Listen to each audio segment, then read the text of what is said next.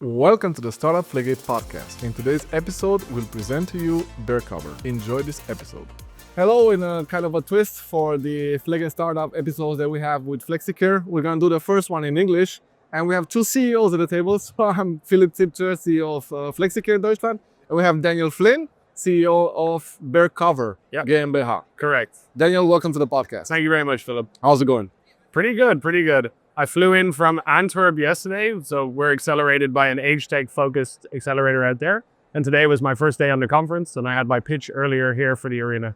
How was the pitch? Pitch was pretty good. Okay. It's always interesting, so I speak a little German, but it's always interesting when you do an event like this because I'm quite loud. And also in a conference hall full of German speakers to hear a very strong Irish accent. So people start to come over just to listen to what is this exactly. So it was a good pitch. I enjoyed it. How's your German? Ich spreche ein bisschen Deutsch. So, Bisschen Deutsch auch. ja, ich habe in Deutschland für die letzten 4,5 Jahre gewohnt. So, ja, Schritt für Schritt. Mein Deutsch ist immer besser. Aber ich bin nicht B1. Ja? Auch, vielleicht, wir haben schon gesprochen heute, das ist Babydeutsch. Kinderdeutsch. Kinderdeutsch. Es ist einfach, es ist relativ einfach. Look at us trying there. Wir sind beide Ausländer, aber It's schon. as we say, it's the thought that counts. It's a solid career. Yes, that's true. So tell us a bit about BearCover. What is it and what's the idea behind it? Sure. So BearCover is focused on addressing the staffing shortage in Germany and other developed countries, specifically in inpatient care. And our first product focuses at nighttime care. And we do it in a very unique way. We think that the solution is both to give them more people and to give them more technology. And we do that by integrating human-robot teams into the facility. Okay. So that maybe sounds a little bit complicated. Yeah, I want to say, it's a team of robots then? So it's a team. We do a combination. We combine remote humans that operate in support, like a mission control, with physical devices in your facility. So our humans talk to your care staff. Okay. So they're not, Remote. how do I use this? Yeah. Exactly. And we basically make sure that everything is running cool as it's supposed to be. And then our devices perform superhuman tasks. Superhuman tasks. Okay. So for instance, our flagship device is Oscar. And Oscar is an autonomous robot that can drive door to door, but it's fitted with a radar sensor that allows us to see through closed doors and walls and detect the movements of residents. It's all anonymous. It's all Datenschutz compliant. Okay. Really, really easy to implement. And what that means is for a normal facility, instead of performing a check every hour or 2 or 3 checks per night, the robots are able to perform checks every 20 to 30 minutes, allowing your care staff to focus on delivering care and our team in the background make sure that everything is okay. And saving time at the same time. Exactly. And so we're trying to increase both the quality of care and saving time for the caregivers that are working. That's amazing. Yeah. So how's business going? Business is pretty good. So at the moment, we have 3 facilities that we operate in as test. One is a Pflegeheim, so straight nursing home. The other is a geriatric clinic. Yeah. And the third is a neurological rehab clinic. Are they all in Berlin or? So all in Brandenburg at the moment, Brandenburg, but we have pilot contracts to go to places as far as Diakonie Niedersachsen, for instance, where we work in their Pflegeheim. So we're sort of everywhere at the moment, figuring out the models that work for clients. That sounds amazing. Yeah. How did you get founded and what was the idea behind it? Yeah, so interesting question. So many, many years ago, I met one of my co-founders as part of this European Union accelerator program under Horizon 2020. Yeah. And they took lots of entrepreneurs from different countries together, and we had to find something we wanted to work on. And the one thing that everyone could agree on from different countries was that everyone's healthcare system was a mess. Okay. And what we meant by a mess was health is always something that somebody goes into because they really want to help and make a difference. But the problem with the system is through wages, through work pressure, through everything, the people who mean the most and care the most tend to get sort of ground up and spat out the other. That's true. Yeah. My sister was a nurse. My mother worked in a hospital for many years. My co-founder's father is a doctor. His mother ran a hospital. So you have a deep background in the Exactly. So we knew this space reasonably well. We tried to build a software product for it. It got some traction, but ultimately that wasn't the time. Yeah. And years later, we saw as a team that the cost curve for robotics was coming way down. So if you look at like the cost of compute, all of the stuff in AI, we were like, oh, maybe it's possible now to build a hardware product. Actually affordable to do it. So we moved to Berlin. We started building robots for older people at home. And then we met a guy who runs a nursing home. And this is in the middle of Corona. And he says to us, yeah, I have a problem where my residents fall or wander off and fall at nighttime. And we find them 3, 4, 5 hours later. And I have to tell the family, the insurance, the staff are upset, the resident might never be the same again. And we asked a very specific question, Philip. And it was, we just said, why? They said, well, actually, in Germany, we have no staff. So it's not uncommon for 100 people in a Pflegeheim to be managed by 2 people, one Krankenschwester and one Pflegekraft. Yeah. So we said, okay, so your ratio is like 30 or 50 to 1. So we cold called, because I'm from Ireland, basically every nursing home in Ireland during Corona. And we found out that care is the same in Ireland as it is in Germany, except we have a ratio of like 10 to 1. Okay. So we have 3 to 5 times as many staff at night time. Yeah. So then we went to live in a couple nursing homes. I lived in a nursing home in Bischofswerda during Corona for 3 weeks with my co-founders. Wow. And we just asked them, okay, what would you like? How would it work? What are the problems? And the first question we had was, hey, where's the nurse? Well, no, not even that. Well, we all knew where that question was. But the first question we asked was, hey, like, we have a robot idea, but what about sensors? And they gave us like a list of reasons why they didn't work. Was it false alarms, hard to install, complicated? And we said, well, what if we could like give you a robot on the corridor? And they said, yeah, that's not so interesting. What's really interesting is inside the room. And I'll never forget, they said, can you see inside the room? And we went away and we're like, what does that mean? What does that mean? Yeah. So then we found that we could use radar tech. We said, okay, what if I can mimic the behavior of a nursing home in Ireland with 6 people in Germany? What's the main difference? The main difference is that in Ireland, they check every 30 minutes or an hour, depending on what you need. And in Germany, you don't have the capacity. So how could I increase the capacity? And that's where we came up with the idea for the company. And it makes sense. And you mentioned that basically the core product or the main one is Oscar. It's called Oscar. Yeah. What's the name behind it? That's Oscar. Oscar is actually Fernando, my co-founder's father's name. Oh, I see. Okay. But Oscar is also an easy name in every language. Yeah, that's true. But it's funny, we call it Oscar, but actually every robot I drop to a facility gets named.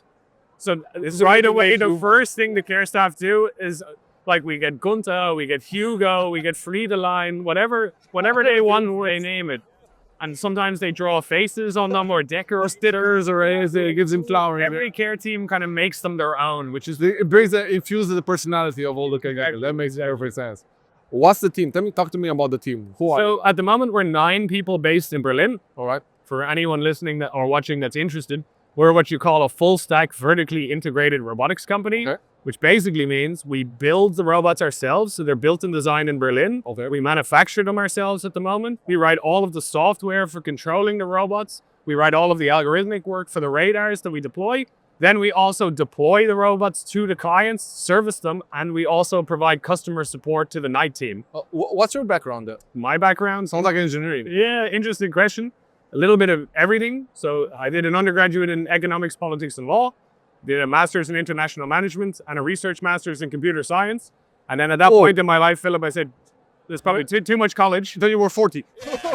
So like at this point, it was like, okay, too much it is. So then I went to work for a number of like SaaS companies kind of across Europe, doing early stage product iteration, trade shows, business development, product iteration.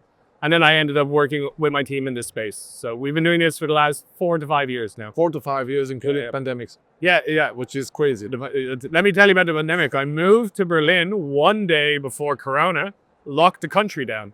I even joined the Fitness First in Alexanderplatz. So you had to pay Here's the guy, I said, are you going to close because this Corona thing? He goes, no. The next day, God knows, yeah.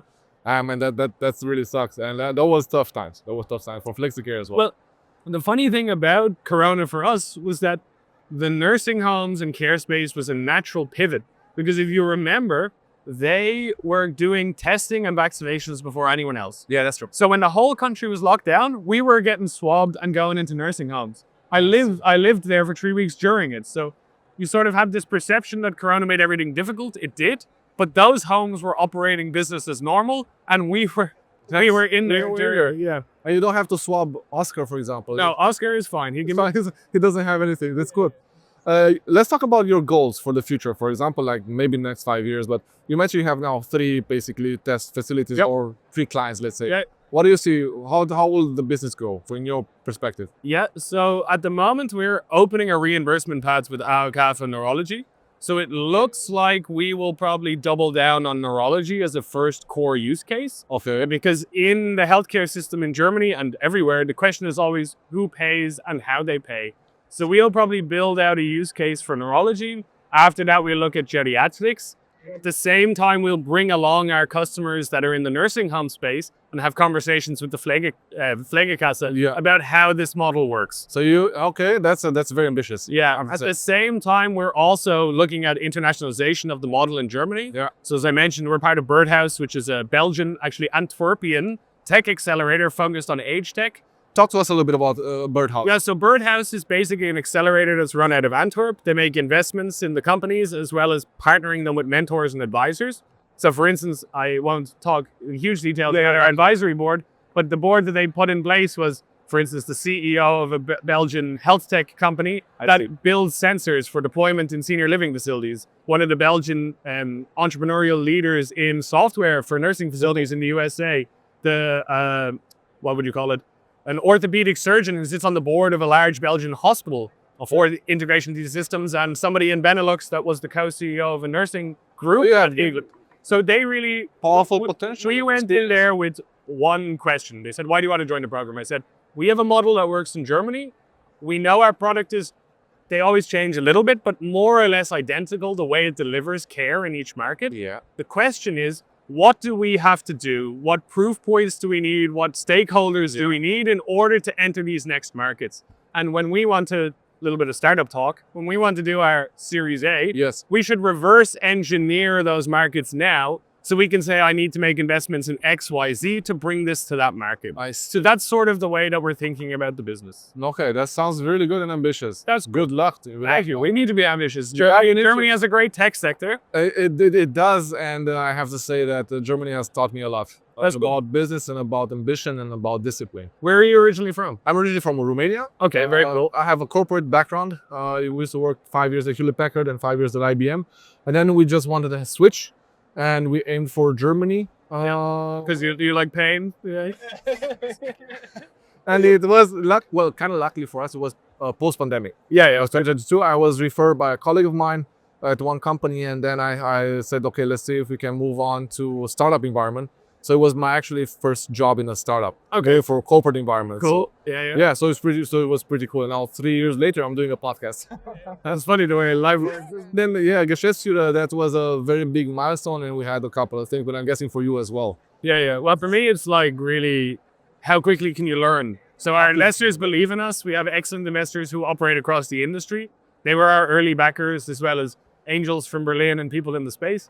And really, as an early stage CEO, the question is, okay, how quickly can I understand the model that we're trying to do? And can I scale them into scale? Can I keep getting better? And can I keep putting a team, attract the energy, get the right people in? Exactly. Yeah. That's true. Those are tough conditions. Yeah. But also it's like, but if you manage to scale it and you find the right operations, I would say it's like specialist, then you can easily scale everything. Well, like maybe I'm a glutton for punishment, but I mentioned my academic background. It's like, I'm sort of always I consider myself a bit of a generalist. What's always interesting to me in systems of knowledge is how those systems of knowledge connect together.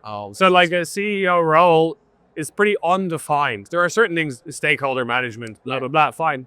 But it's sort of undefined. And it's up to you as a CEO to decide where your strengths are and what's the best for the business. And that's sort of, I think, as an early stage CEO, that's sort of your unique vantage point. Nobody knows the business better than you at this stage. Nobody cares about the business more than you. You're the consultant. Exactly. You're the one who takes the decision. And the thing is, I think we can map out the processes as you wish and play a little bit around without impacting the business or hurting the business too much, I would say. Yeah, exactly. And if you're not doing that experimentation, you're not trying hard enough. Exactly. Fair enough. Yeah, because even the things that are working, maybe they could work better. You don't want to leave something on the table. It's always about the thing that could go better. I kind of like a perfectionist, and one of the things that our business angel investor and the founder of the company, Dr. King, pushed me, stop being a perfectionist. Yeah. It doesn't have to, just launch that campaign and let's see what happens. And that took a while. Yeah. But ever since I let go of the mistakes. That's the Hewlett Packard in here. That's the Hewlett Packard in me, yeah. That's true. Yeah, like, what is it that I hate on these things to quote Steve Jobs, but I think he said real artists ship, and that's true. Yeah, like you can agonize over whether it's perfect, but like rate of iteration is the most important thing. If I can do 5 things in the time it takes you to do 1, I'm going to beat you and execute. I'm gonna be in front of you. Yeah, exactly. So I had 2 more questions basically, but kind of we touched based on how the future looks like, right? The last question then would be, what would you like your audience or our audience, if you want to send out a message to them, what would that message be? So your audience is primarily people that are doing care at home. Is that correct? Exactly. It's self-care professionals or self-employed professionals that take care of people in the comfort of their homes. Yeah. But we also diversify in the B2B sector with ambulante Pflegedienst or care homes at the moment, let's say. And so you have caregivers and you have the people in need of care. Yeah. And a little bit of B2B section. Yeah, so I think, I came into the nursing home sector in Germany without any major knowledge of the uniqueness of this market. And I think from looking at the market, what I see is pretty much every care home is really doing its best.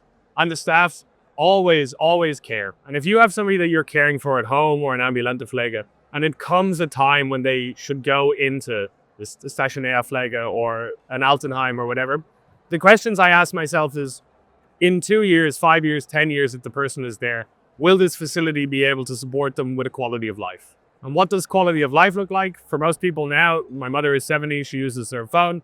Is there Wi-Fi in the building? Because that enables them to have certain services. The other side is like, what is that Pflegedienstleitung or the Geschäftsführer doing to try and alleviate the burden on staff? Because the burden is everywhere in a facility. And the staff can try their best, and they do, but they also need help. So I think it's nice to go to a facility that looks nice, has the social aspect, has activities, then is also keeping an eye on the technology, because the technology will be what enables those facilities to stay a great place to live in 3 years, 5 years, 10 years time. Yeah, it's probably better to be in a forward-looking facility if you have a choice, if you're lucky enough, than to be in one that doesn't consider digitalization to be part of their plan. That's true. And that would be my advice. Yeah, well, that's a good advice for all of you who listen. And I think we can wrap this up and say the following. This is our first podcast in English, right? And it's like, I would have said CEO to CEO, like early CEOs. And of course, we don't have the experience of big budgets or big corporate environments and so on and so forth. But if there's any early CEOs out there, feel free to look at this episode. I think we're going to try to make some more of them. What would be one advice to an early CEO you would give? Oh, yeah. I would say don't be a perfectionist. That's all. What is one advice I would give to an early CEO? Okay, so this is very specific to my case, but I would say that what I have learned about building companies as a CEO is that it is incredibly hard. And the nature of doing something incredibly hard is you often, the same way you iterate across your business to say this works, this doesn't work, you should also be iterating across your own life and your personal life. And there are things that are core to you now that you might have to drop. Bad habits, good habits, relationships, because you see that they don't serve you anymore. And that can also make you quite lonely as a CEO. So I think as an early stage CEO, be prepared to iterate on all of your approaches, business and personal. But also remember that if it gets lonely, you need to have that peer group there to keep you sane. Yeah, it's all about business, but you should also make space for a little bit of life on the journey. Excellent advice. I would say that's a good Thanks. Hard one advice. Yeah. But really good one. Daniel, thank you very much. It's been a pleasure. Thanks. And to everybody else, looking forward to the next episode. Ciao. Thanks. If you enjoyed this episode, feel free to follow us on Spotify. Thank you for listening. Until next time.